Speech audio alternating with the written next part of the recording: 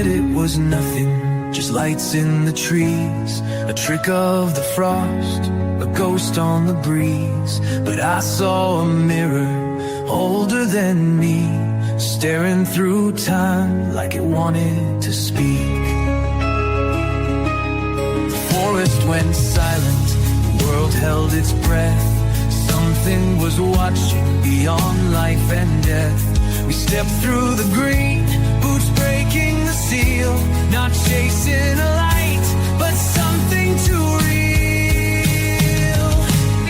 I came back with salt on my skin, my mind split wide where the storm got in. They call it a test, but I know the deal. History blinks beneath the green veil.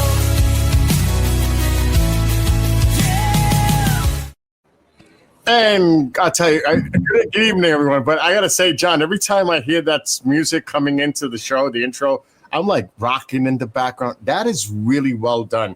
Kudos to Keith Kerlock. I know you were part of the creation of that, but that is awesome. The intro to the Green. No, he did an awesome job on all the music, everything. Everything. It's like I'm rocking before we even start. So good evening to everybody that is watching and listening. Welcome to the preview review of The Green Veil.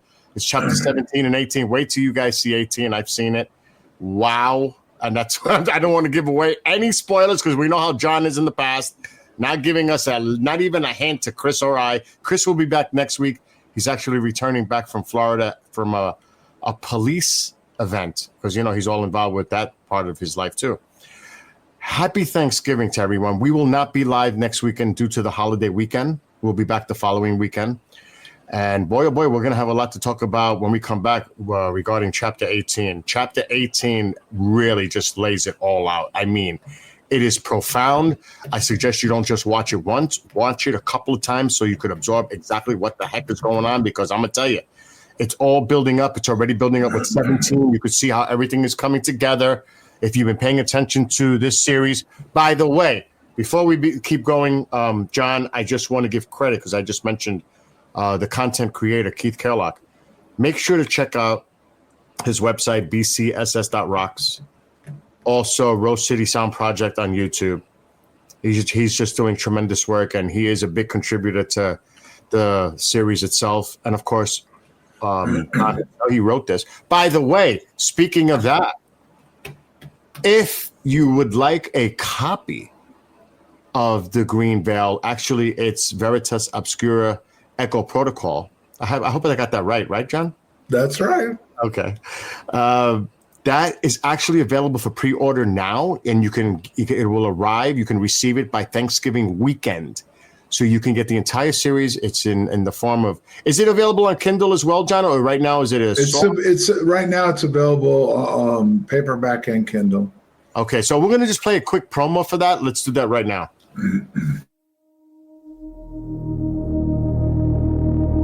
A secret program, a hidden signal, and a truth he was never supposed to know. From deep inside the shadows of Rendlesham comes the Echo Protocol, a mind-bending science fiction thriller.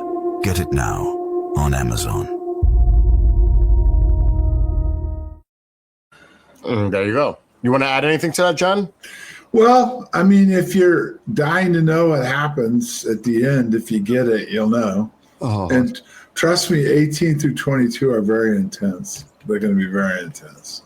I would say it's profound. It has a great message to it. That's why the last episode will air on Wednesday, Christmas Eve at noon Eastern. And I probably will rerun it again in the evening. So if you missed it at 12, even though you can still go back and check it out on YouTube and all the other platforms, but that's the last episode. And I'm sure based on what I've seen in 18, wow, John, I mean, this is I think it might be controversial, but yet if people are objective and take it for face value for the message, it can only be positive in nature. That's just my own opinion.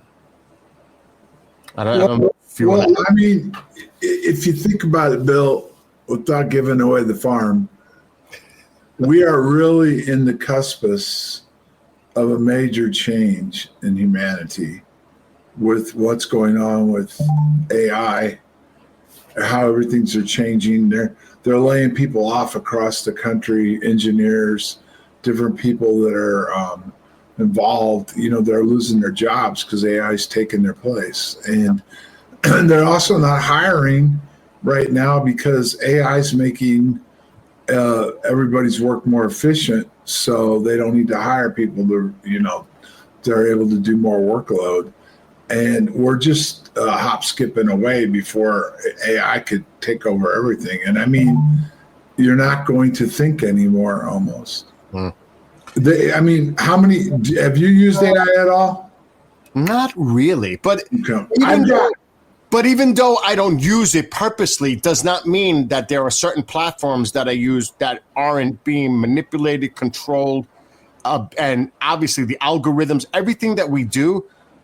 Like when I'm just going to use it as an example, TikTok. TikTok is constantly updating and installing new updates. And I'm like, this is just for more AI algorithm to control the content, censor, everything else. It's affecting us in so many different ways. It's not just replacing jobs, but it's also observing everything we do. They're using it to monitor, to censor, to do everything. It's controlling us. It's actually controlling everything. That was what I was going to say. More and more people that I'm around, and I won't mention his name, Keith. He doesn't do anything without asking. We call it the genie first. Just about everything he does, he goes to the genie. And I mean, the genie comes up with good stuff, but that's one more thing we're losing, the ability to think through things and do it on our own. I mean, it started way back with the cash registers, when now people can't do change. If, the cash register does all the work, you ring it up, you get the total, they give you the money if it's still cash, which is very rare anymore. And then it tells you what change to give. People can't even count change anymore. And it's just slowly, kids today can't even tell time unless it's digital. I mean, how many people actually read books anymore? I hope a few. I hope so too. Yeah, especially with everything that you're going to be coming out with, including your own personal book that's going to be coming out sometime. What is it, December 1st? Well, we'll see. I mean, this one's a lot bigger, and it's taking more time to make sure it's right. Hopefully, it'll be available for pre-order on December 1st, but should know sometime next week if we're going to be able to meet that deadline or not. So it's also what you mentioned last week: critical thinking, cognitive dissonance. It's like I'm just going to say, when I write my music, yes, I'm using AI to create the music, but I'm writing my lyrics myself. I do not want to remove all the creativity. I mean, that's a very important thing for me, is being able to write my own lyrics, not depending on AI to do that for me too. We're going to be to the point where everything that we want, just ask AI, it'll do it. Well, yeah, you actually do. Bill, how many times have I called you and you asked Jeannie a question? Alexa, Alexa, Alexa. And I mean, also, the number one downloaded song this week was an AI generated song. And I'm not going to lie, mine are AI created music, but but it wasn't just sung. It wasn't just sung by AI. It was generated by AI. Completely. So it was a number. There's people right now in the music industry that are crapping themselves. There's lawsuits going on too about that, John. There are actually lawsuits because they're saying they're using the generator that creates the vocals and everything. They're taking it, sampling it from other artists and incorporating it. It's not exactly, but they're using that as a baseline. And those artists work. Yeah, but they're going to lose because it's just like the patent law, okay? The patent law is if you make enough changes to the whatever you're doing, you can't be sued for violating the patent. If you remember back in the day, Vanilla Ice, it was one beat different, but they lost because it was just one beat. But like you said, if there's enough of a change, But remember this, the computer's doing it. You're not going to beat the computer. It's not a person trying to alter it. It's the computer's doing it. The AI's doing it now. And it will make it enough that you can have it toned. Now, here's something that's interesting, Bill, that you may not be aware of, but I just found out. That you could take your voice and you could sing all the songs that you write. And it'll modify your voice to make it sound better than what you sound like. So then you're not violating any rules. Oh, I like that. Because when you write the song, even if it's AI generated, a lot of it, you're not breaking any rules. You're writing the song. It doesn't matter how you write it, you're writing it. So the industry can't fight you on that. And you could put out a whole album in a day where it takes these guys a month to write one song. So you're already ahead of them on that, but you can take your voice now and put it in and it'll modulate it and they can't do anything to you then. It's almost like when you replace real instruments with electronic sampling or programming. Yeah, but look what the bands did. Remember when the electric guitar came out, all the synthesized music, everybody raised hell, but it's there. The disco started it, and it's just, it's part of the industry now. So all of this is related as far as how we are becoming more dependent on AI-driven technology. It's affecting us across the board. I just brought up music as an example because it's directly connected to what I do, but it's across the board. Everything we do, it's got some influence of AI involved. It could be our phones. It's all around the shop, and it's becoming more of an influence. And there are flags, and I think that we really need to pay attention to it and monitor it because this could potentially be dangerous on many levels, whether it's hacking, whatever invasive procedures, maneuvers, manipulation, control, even deep fake videos. I mean, it's affecting everything across the board. Well, the deep fake videos are another thing where they're actually able to put videos together saying, like, I think it was, who was complaining, Michio Kaku, or how do you say his name? Was they were using him saying something about 3i Atlas that he didn't say. Yep. But everybody, it sounded just like him. And we used to worry about photoshopping and other fake stuff that's out there regarding UAP. Now you've got to distinguish if a video is authentic or not. I mean, you got to really know what you're looking for to pick out those features that say that's obviously fake. But for a lot of people, John, they can't recognize it. Guess what? Most people pretty soon won't be able to recognize it unless the computer does. It'll take AI to recognize it was AI generated. Yep. And that's going to be, it's true. But the funny thing is pretty soon we won't think for ourselves. We won't make a decision or do anything without running it through. Like I said, Keith and I call it the genie. So, well, let's ask the genie, So there you go. Independent thought, our own consciousness. Even if for people in a spiritual sense, that's an essence. That's our part of our soul, our spirit. And it's diminishing. It's being replaced by artificial intelligence. It's like, what the hell is going on? Well, and then even more, it's probably some non-human intelligence that's involved in this too. And I bet you there's going to be a lot of people out there, or some people, I don't want to say a lot, there will be some people say this is demonic in nature. This is all part of some kind of an evil agenda. I'm just saying there's going to be people out there that are going to say that. I mean, you can't say they're wrong, but everything new somehow gets labeled demonic. You know what I mean? It's somehow everything, when we make changes, everything is, it's the devil's work or everything else. But it mostly, whether you want to call it the devil's work or what, it's basically making us obsolete. It won't be long before what do they need? The only thing they're going to need short term is people smart enough to repair it, but they're close to where it can repair itself.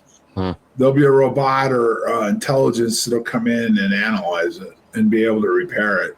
And then what are we going to do with ourselves? We pretty much put us out of business. Do you think it would get to the point where they're really going to, if let's just say AI it's self-aware, if it's going to create replica biological parts for us, the host, or they're going to say they're not worthy of that. We got to concentrate on us. Keep going. It could get so bad. Well, you want to hear the worst part about this, Bill? Oh my gosh. Here's the worst part. You have AI that's influencing everybody and what they do, what they say, how they say, what they believe. Yeah. They also now have the ability with what they've been working on is how to manipulate the mind with frequencies. Pretty soon, they can manipulate people to follow AI blindly. They will get people to do things that they would not normally do. And you can't explain it, but they did it. And that's when they'll take complete control. What about if AI tries to predict your future behavior? Probably, they could probably do it. Probably not 100% yet, but because they've already been doing studies medically about how, when you're born, they can genetically test you to find out if you're going to have cancer, dementia, and all this. Oh yeah, stuff. genetically, yes. Yeah, but that's what I'm saying. The next step will be, what's a person going to be like? What are they going to do? And they'll influence your behavior. That was what MK Ultra was all about, which people didn't understand. They were trying to manipulate people to do things that they wanted them to do with thought process and everything else. Agreed. Another thing too is forget about lie detector test. The AI is going to determine if you're lying or not. It's going to advance like that. It's going to determine if you're telling the truth or not. Forget about being wired up and monitored with blood pressure and all. They're going to implement that where AI is going to now determine if a person is being truthful or not. I'm telling you, this is so scary on so many different levels. I mean, you know what we're becoming, don't you? What?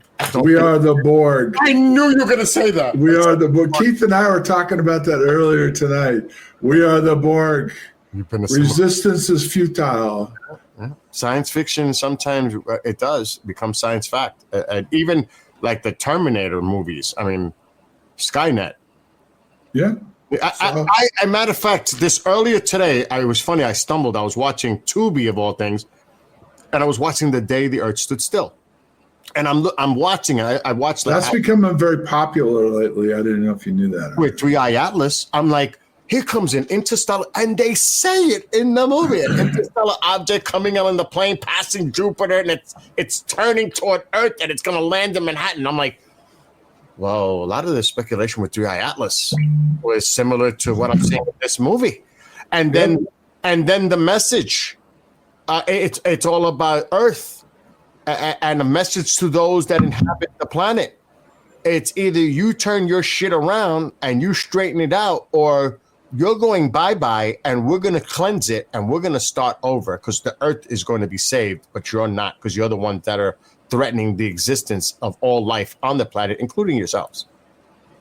I was like, this reminds me a lot of this whole thing with a lot of the talk out there with Three Eye Atlas, if it's an alien ship or a probe or a messenger, because we've touched on that here with the Green Veil. And I'm like, oh my gosh, because I haven't seen that movie in years, and I'm like, and I seen it, I was like, whoa, this sounds crazy familiar. But unlike the things that are going out there in the discussion, the information. Did you see the NASA press conference on 3i? Yeah, we've got a little promo for that if you want to run it. You want to play it? Yeah, let's play it now. All right. Here we go. NASA held a call-in Q&A session on November 19th, and the silence spoke louder than the answers. Key anomalies documented by researchers were never addressed, avoided entirely throughout the call. Data suggests the object could span 10 kilometers or more, roughly 20 times larger than Borisov, and potentially over 1 million times more massive than Oumuamua. Its approach aligned almost perfectly with the ecliptic plane, a 1 in 500 probability for natural interstellar objects. After passing the Sun, 3i Atlas accelerated. Listeners asked about it. The response? A brief acknowledgement, followed by a pivot. Several categories of basic data remain unavailable. Composition, thermal readings, nucleus modeling, all marked as pending without explanation. When questions shifted toward these gaps, the answers became shorter, more vague, and finally redirected entirely. The pattern is familiar. withheld data, unexplained behavior, and signals that don't match the official narrative. Themes explored in the novel Veritas Obscura, Echo Protocol, where hidden transmissions and buried truths shape a much larger story. A narrative inspired by the questions no one is answering. Veritas Obscura, Echo Protocol, now available on Amazon.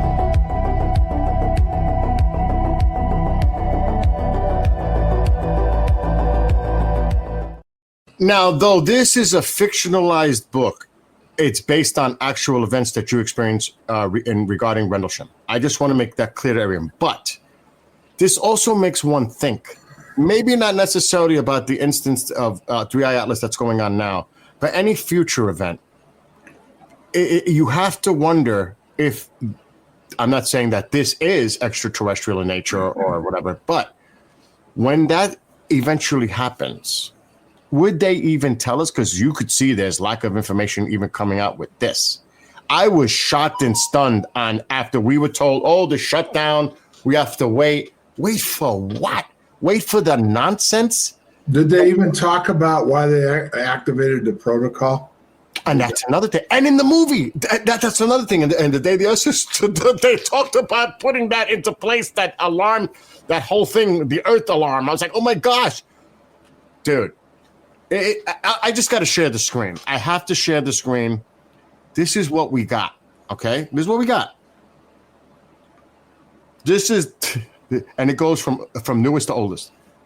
These images, look how pixelated that. You're telling me they couldn't get a better image than that, John? They could not get a better. That is so pixelated and out of focus. That's the best they can give us. Why isn't that cleaned up? You're telling. Why do the UAPs that the videos they've shown are the same way? Yeah. You can't get a good look at it. You can't analyze it properly. So Exactly. And you have to ask yourself, why? With the technology we have, this is the best they can do.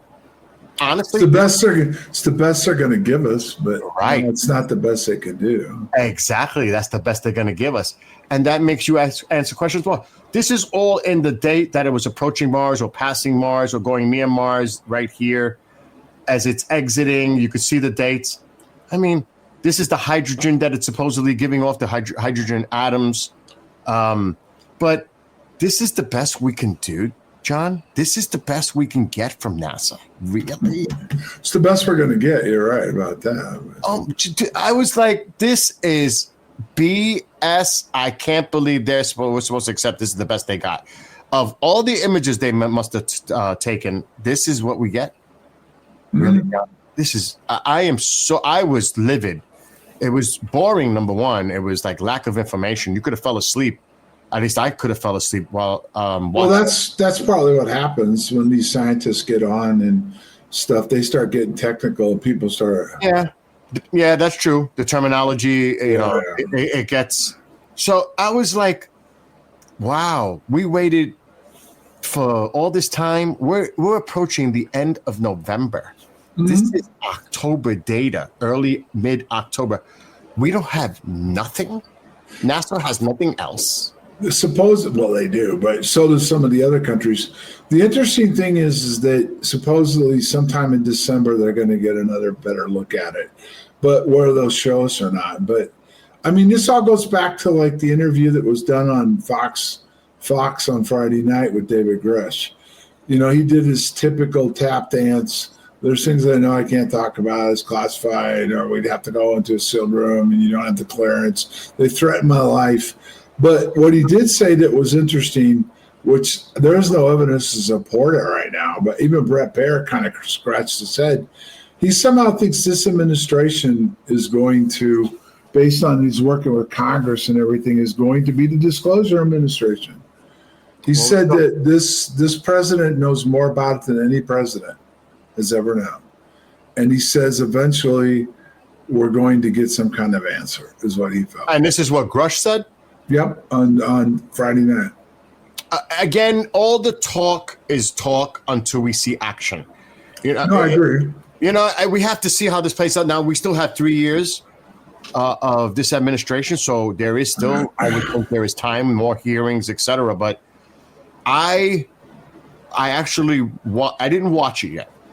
I have it. Age of disclosure. I skimmed through it. I just skimmed through it because I wanted to see who they featured in this. It looks like it is a Luis Elizondo documentary. He's in like the whole thing. It looks like the main, and I haven't watched it, so I cannot give it a fair, objective review because, like I said, I skimmed through it because I didn't have the time to sit down and actually watch it and really analyze it.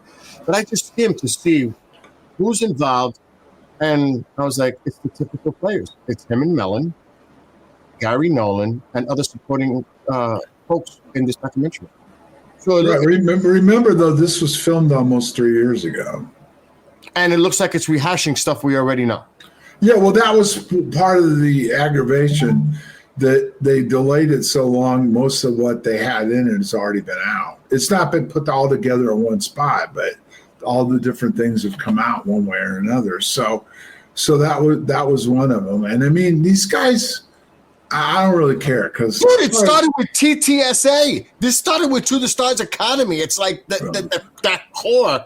It's like it came from there. It's like they're still trying to get stuff out there.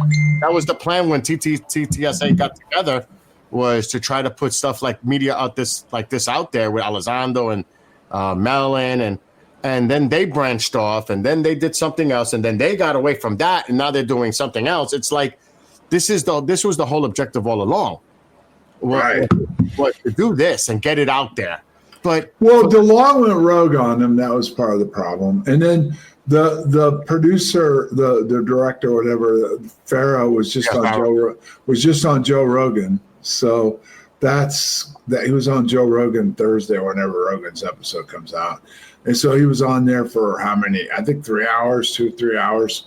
So he was talking about different things. I mean, again, there's a lot of people out there that haven't hardly followed this, and that's who it's for. That may catch some attention, but again, at the end of the day, the final conclusion is, and people get mad at, a lot of people don't like conservative Fox and all that. Fox has given this more coverage than any of the other networks. News Nation as well, they did. Well, yeah, but I'm talking about News Nation's third tier. Oh, Fox, yeah. Fox is right below the major networks, all right? Well, really, Tucker Carlson, when he was he did, but he's not there anymore. But and Brett Baer is their main news guy. So he interviewed Farah a week before, and then Gresh just last week. So they're giving it some attention, but you still walk away with there's no proof. That's what he said. He says, well, yeah, the Russians and other countries have craft and bodies. I know, I've seen the documents. Okay, but where is any of the evidence? It's funny how they can say, well, I've seen the documents, but so they can't redact everything else in that document and just simply put out what he's stating. Do you know what I mean? Just redact the rest, but show that what he's saying is. Well, Bill, do you really think that they're going to announce this with Congress in a hearing? This will never. The only person, it doesn't matter if this is the current president or anybody else, the way this will probably come out, almost guaranteed, is there'll be an announcement from the White House. In this book, and this is an old book. This is an old book right here. The Fawcett Greenwood book. It actually has a district court stating there was a decision made in the early 80s when they tried to get documents from the government. And the judge said, and I'm paraphrasing, the national security of the United States far outweighs the need to know of the public about. Now, in that book, did they talk about Peter Gersten?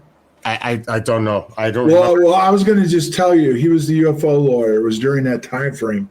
He was a guy that took it all the way to the Supreme Court. He won his case in court. The government gave him, I don't know, it was 1,000 pages of documents on what they had. Mm-hmm. Guess what? Every document was blacked out completely. Of course, it's so he took it to the Supreme Court, and they didn't hear the case. But the point being is, and then he moved to Sedona, and he's now climbing Bell Rock every day. Or he was. But This is so important because when people watch these hearings and they think that, like you're talking about, there's no way it's coming out. It's national security. It's classified. There is no way. And the reason I'm bringing this up because there's precedent. And you mentioned about the Supreme Court. There is precedent in the courts. yeah. Decisions that are made why this will never come out because it's even been brought in a court case and the judge said, heck no. And I'm just going to read it really quickly. A total of 239 UFO documents were discovered by the NSA in their files, with 79 originating from from other government agencies. These agencies, unnamed, also refused to allow their documents to be released. The NSA documents primarily took the form of either communication intelligence reports or signal intelligence, but I'm sure you're fully aware of that. Well, isn't the signal part of the book? Yeah, that's true. There you go. During the arguments, the court declared in a memorandum an order that release of the documents, and here's the quote, could seriously jeopardize the work of the agency and the security of the United States. And then it goes on, public interest in disclosure is far outweighed by the sensitive nature of the materials and the obvious effect on national security interests. So end of story. End of story. No, but eventually it went forward. Gersten went to the higher court and they forced the government to release the documents, but they allowed them to redact anything that was classified. Everything there was not a single line that was not redacted in all the documents. So then he took it to the Supreme Court and they reviewed it and they refused to, hear it. But here's the thing, the movie, I haven't seen it either, but what Ferris said, and I didn't watch Rogan, but I saw him on Fox. He said, this is a race, which, by the way, you read my weaponization book. I said that before they did any of this. There's a race right now, and that was a FOIA I got from the MOD. There's a race right now to weaponize this technology. And whoever gets the technology will control the table for the next 100 years, just like when we developed a nuclear bomb first. And then we've controlled it for the last almost 100 years now. So it's, you know what I'm getting at? That's the race. And you're right, Bill, they're never going to disclose what they know, because that gives up what we have. I mean, they did it with the nuclear bomb. I'm sorry, what? Look what you've been through, just trying to get medical records. Well, did you see that latest thing that was on? It was covered by a news agency, and I think it was Nevada, where these guys are suing the government right now because they worked at Area 51 and they're all getting cancer and sick, and the government won't acknowledge. They won't acknowledge the records or files or anything that was there. So they're in a pickle right now with the same thing, and that's what happened with me. And they weren't going to give up any of my documents that supported I was there, what happened to me, or anything else, to include my medical stuff.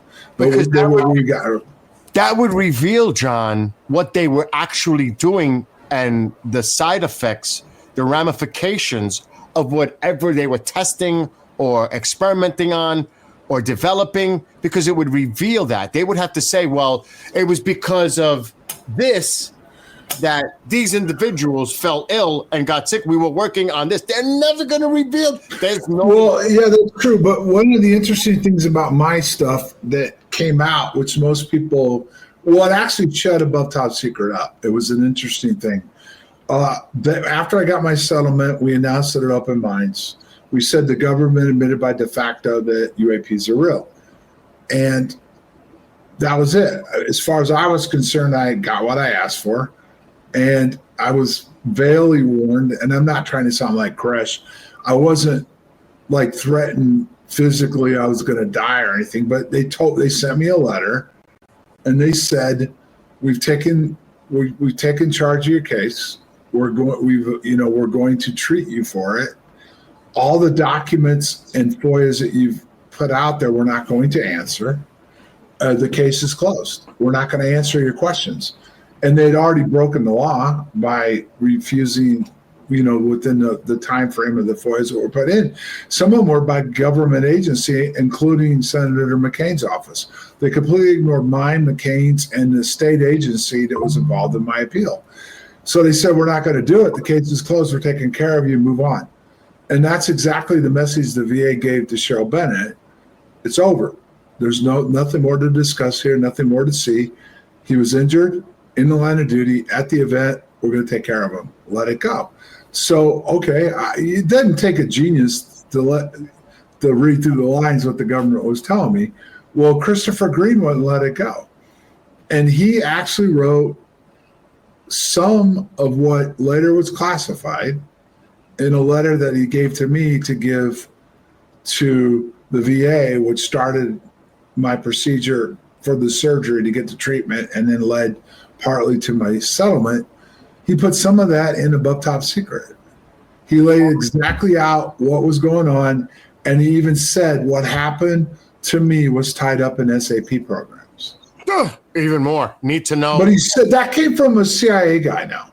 This isn't me talking or hyperbole. This was a guy that was in the CIA, was a top-level analyst. Then he left as a contractor for the DIA, the NSA, and the CIA, and he spelled out some of what went on, which was shocking to Pat and I because we didn't know he was going to do it. Yet once again, it just went over everybody's head. Nobody knew what to do with it. No one knew how to handle it. So the point is there is evidence out there. I mean, in the book I'm going to put out here, hopefully sooner than later, there'll be evidence in it, the fight I just had with the MOD.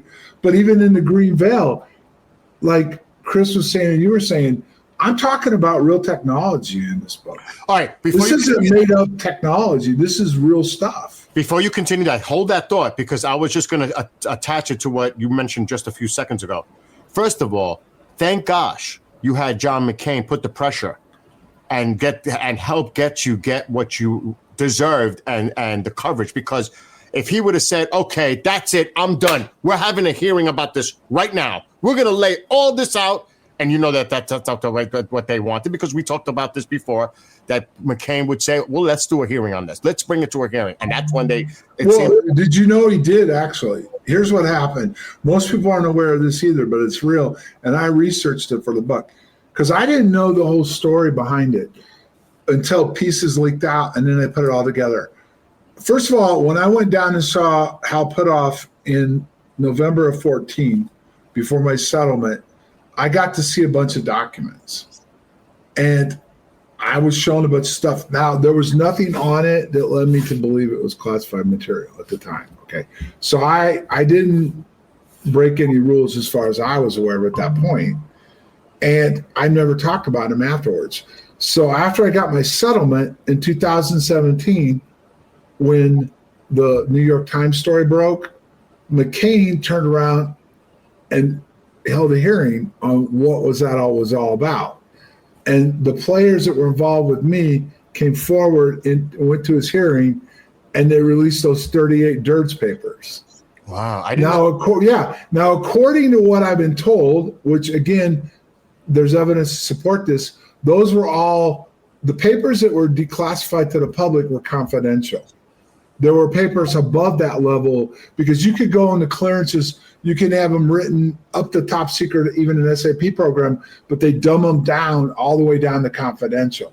So you could take out different things in the paper, rewrite it, so it can go down. Now, the papers that were released that were DIRTS papers were confidential. They were classified confidential. You're saying they're like a watered down version from the classified. Oh yeah, they were a lot higher than there was more in them that was higher up. Now, what they do is they don't black it out, because that's a giveaway. So they just write it. They just take certain things out of the paper, and then it's a confidential paper. So McCain followed up on what happened to me, and so he was going to do a hearing on what happened to us. And because of what he knew about what happened to us, when the New York Times article broke, he followed up on it. And they went to him, and they were trying to get his committee to authorize funding for exotic technology. Okay. That's how deep this stuff goes. Hold that thought. Hold that thought, because you said something else earlier that someone told you that it was related to SAP. Which That was is Kid Green. Okay, and he definitely is in the know because He has the highest clearance going. He briefed Reagan on UFOs. And this is why what happened at Rendlesham, it's so easy to put the shiny object. Let them say it's a UFO, extraterrestrials. Let them go with that. Let them run with that to take it off of what really happened. It was a part of an SAP program. It was definitely a... Well, according to Kid Green, it was. And he didn't say one SAP program. He said several. Okay, and then we get the article earlier in the year. It was, I think, in the New York Times or the Post, whatever it was, saying that they have been testing the weaponization, testing weapons, platforms, secret stuff on bases, Rendlesham. But I think they mentioned the base that Salas was at. That was the main focus of that article. Morrison, no, that was the Arrow report. No, but there was something. That was the Arrow report. Okay. That was the first part of the Arrow report. The second part has never been released. They've blown the deadline on that. Now, supposedly, the second part of the Arrow report is going to have different incidents discussed. You know, Maelstrom was discussed in the first one, and they said we were testing our equipment and brought it down. Well, Salas and all the UFO people went crazy on this. But interesting enough, I haven't talked to somebody that still works inside government, and we were discussing it, and he kind of was saying, that's a little bit crappy. I said, well, you were aware of the technology that was there connected to this launch site? And he goes, tell me. I said it was the Marks generator and Sage radar. And that changed the conversation. He goes, the Marks generator, it was directly connected to the launch site. That generator was Tesla-based technology. They built it. You know when the generator first came up, the very first generator came out? When? What years? The Philadelphia experiment. I had a feeling that generator was involved with the Philadelphia experiment. But again, John, if you think about, forget about it, because there's two classifications, acknowledged, unacknowledged SAPs. There's no doubt it's need to know. Nobody needs to know nothing about anything if it's especially if it's an unacknowledged SAP, which I think a lot of this is under that veil. I hate to use that term right now. Well, no, wait a minute, Bill. No one knows about the SAP programs. Didn't you hear Nancy Mace? But wait a minute. Nancy Mace said in the hearing, she said, we vote on funding. We don't vote on what the project is, what involves. We just get told that we have to allow a lot, like say $1 billion to this SAP program. They don't tell us what the program is, what it's about, or anything. And Congress goes in and blindly votes money to fund these projects that they don't even know the name of. She also said in the hearing, I don't remember which one, that they purposely overclassify stuff so that people can't get access to a snip to see. But you know why they do that too? No, I'll give you an example of why they do. Okay, you know how Condign got out? Not off. The British didn't do a very good job of stuff, so they had some documents that were declassified. But they keep things classified. But in these documents, it talked about a report that was written.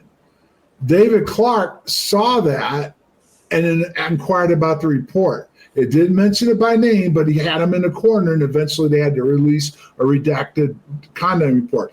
You could go and release a document that for most people wouldn't even waste the time to read it. The good people will look at it and they'll pick something up in the document that'll lead to something else. So whenever you open and declassify something, you run a risk of giving up something unintentionally. That is true. I remember when you and Linda, I believe, I don't know if I produced that show, but you actually interviewed him on Phenomenon Radio. Am I correct? A few years back, you interviewed David Clark? Yeah, we did. We interviewed David Clark. I would recommend that people go back and check that episode out. It is available out there. That was a fascinating. Well, see, Clark is an interesting guy because he is. He likes the limelight, but the other factor is that he basically doesn't believe in UFOs, but he definitely believes the government's hiding something, and he's not totally ruled out. It could be a UAP, type of thing, But what he does know, based on all the FOIAs he's done and everything he's done with the government, is they're hiding something that leads to technology. And again, what the weaponization of it. That's like you said, whoever gets that breakthrough I have technology. a FOIA from the MOD admitting they developed technology off of a UAP. But like you mentioned earlier and you mentioned last week, whoever comes out with that breakthrough technology has definitely the superior edge. Well, it's out there, Bill. We're watching it in action right now. That's true. A lot of the We, things. we haven't mass produced it. In other words, there's two things going on. We don't have the capability to mass produce it yet, and it's unreliable. And did you just see the latest thing that most people missed when they interviewed the Israeli prime minister? And he says Israel has developed offensive weapons that no other superpower has, including the United States. But they have giving access to the United States these weapons. But that can also. That's part of no. That's part of the Iron Dome system. When you watch those shoot down of those missiles that came from Iran a while back, they were using laser plasma technology. I know the lasers were involved because I heard that. Yeah, but no, you could see it in the videos. So this is all goes back to what UAPs are. The only thing is, in the day, obviously you have to think about the PSYOP aspect of it all. That they may be just saying that to throw off the adversary, which would in this case be Iran, to make them. I'm just being just putting that out. Iran's junk. They never were a threat. They were conveniently there and allowed to do what they did to continue to keep the military build up the way we have it, where we spend we used to be the largest part of our budget. Now it's the interest on the debt. But it used to be we spent more money on the military. In fact, up until the last few years when China started escalating their budget, we outspent everybody else. Our budget was bigger than the rest of the world. Now China is, made it so they've made theirs. But see, we spend almost $1 trillion now. China spends $150 billion a year, and that's what I mean. And they're a threat. How are they a threat? Where are we putting all this money? We're spending. I think the last budget was almost $900 billion. Where's all this money going? The Chinese have a SAPs, bro. It's going to SAPs. Think about this. But think about this, Bill. The Chinese have a bigger Navy than we do now. Yet their budget's only 25% of what we spend every year. But is their Navy as sophisticated as ours? I mean, one of our ships probably matches up to 5 of theirs. Well, you know what I mean? It could be. I mean, they don't have the skill level that we have because it's a new Navy.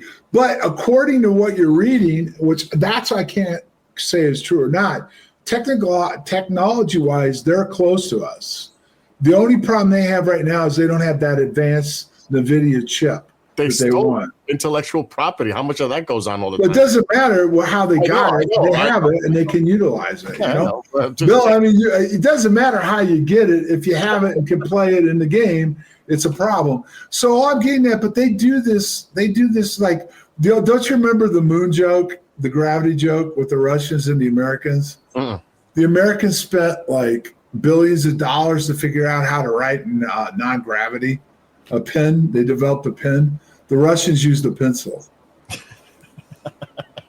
I've never heard that one. Yeah, it's true though, but it's true. It's not only. I'm saying it. It's true. But they just use the pencil in space. Sure. The point being is we waste a lot of money, but we make these threats up all the time to then get the funding from the taxpayers. Of course. Look, it's almost like in the movie Independence Day. Do you think it costs that much for a toilet seat or whatever the heck it was mentioned in that movie? Yeah, no, when the president said, how come I didn't know about this and where did we get the money? And the one guy, the comedian, goes, what do you think? A $550 toilet seat was real? Yeah, exactly. But the point is that we are doing a lot of advancements. Oh, yes. And Gress called these guys the old guard, the graybeards. He said the graybeards are, they're going to be gone. I mean, Green, Puthoff, and all those guys, Davis is younger, but Green and Puthoff are in their mid-80s. They don't have much time left. And some of these other people that were involved in this have died now. So McAfee was one of them. I don't know if you knew who Bruce McAfee was, Yes. but he was one of them. So a lot of these guys have either died or, they're getting up there where they're not gonna make it much longer. So they've got to get some of these new engineers and people involved. But guess what's on the horizon now? AI, NHI, and that's going to speed the process up. Never mind, we've learned how to bring down the ability with the generate the energy. We've made that very small now. On top of the fact, again, quantum computing. So we've made some major advances. The only thing holding this back right now is the energy. Google just said they need to double their size and energy capacity in the next 2 years. They're not going to be able to do it. We don't have enough energy available to actually power this stuff. So it's going to slow us down a little bit. But the technology's there. We just can't mass produce it yet for two reasons. We can't hide or print that much money. It's almost like the military industrial complex. The future is AI on the battlefield. There's no doubt about that. Oh, it is. They've already said that. Yeah, there's no doubt. But if you just have to go to DARPA, which people don't follow, DARPA is working on taking human consciousness and putting it in AI because they don't want to lose complete control of the AI. What is the major concern in the United States amongst the citizens about no boots on the ground? You hear that often, right? And I think most of us would agree with that. We don't want to get our people involved in any wars at all, period, and jeopardize their lives. But what if that becomes obsolete and that's not a necessity in the future using AI or non-human? Well, I don't want to prove anybody I'm just saying, dude, that would. But Bill, we've already done that. I mean, if you look at the last 2 Iraqi wars, the casualties have been minimal. And I'm not downplaying any person that passed, that was killed in action or wounded, severely wounded. The battlefield is slowly, how many, I think it was 45 million people died in World War One. A lot. I forget what died in World War. It was not as many in World War II, but each war, the casualty rate's dropping. And the last few, military, I don't think the Second Iraqi War was in the thousands, which again, any person that dies is tragic. It's one too many. But they're taking the human factor out of it more and Exactly. And I think we're really going to see that implemented more in the future. Absolutely. But that's what this book's all about. Where we were in 80, where we are today, how it's going to affect us, the choices we now have to make going forward. Throw in a little hot sauce with something coming towards us that's going to influence all this, which, like I said, I wrote this before they brought up 3i Atlas. And there you've got your mix. And it's something these next 18 through 22, I hope people will listen and circulate it and just think about, because it's free. You don't have to buy the book if you don't want to, I understand, but you can listen to what the book tells you for free in these next 4 videos coming up. 18 is anything about 17 you want to bring up before we run out of time? We actually are out of time now, but I want to say 18, I was blown away by 18. I was blown away by 18. I hit 18 before 17, and I was ahead of it, but I still understood how it built up to 18. 18, I'm telling you, I was like, I had to watch it 3 times. Because I had to let it all soak in on how profound the messaging is on this. It ties a lot. I don't want to give anything away, but a person who's a Catholic like I am, I'm like looking at this and I'm like, dude, it was heavy. It was intense. And like I said, this is about the messaging, the positive message. It is profound. I think this is just you have to see this on Thursday, folks. You can catch up, but you don't miss 18 on Thursday. Don't miss 18 because, like he's saying, this is it. All of them give you something to think about, but 18 June 22, this is based on real probabilities and how we've been misled, and why we view things the way we do. And if you don't, at least be open-minded enough to listen to the message. It's pretty powerful. And it's positive. It's positive. The message is beautiful. That's what I'm saying. It was so profound watching it. I'm like, what a perfect way to lead into Christmas Eve with this. It's just, to me, dude, this was incredible work on your part putting this together. I was really impressed. I like 18 really blew me away. And I'm not saying it because you're here and I'm talking to the audience. Yeah. I was like, whoa. And even Chris said it. Wow. And Chris should be back. Remember, everyone, we're off next week for the Thanksgiving holiday. We want to wish all of you a happy Thanksgiving. And I want to give a message here that Keith just sent me. Okay. He's got a book out. He just put out himself.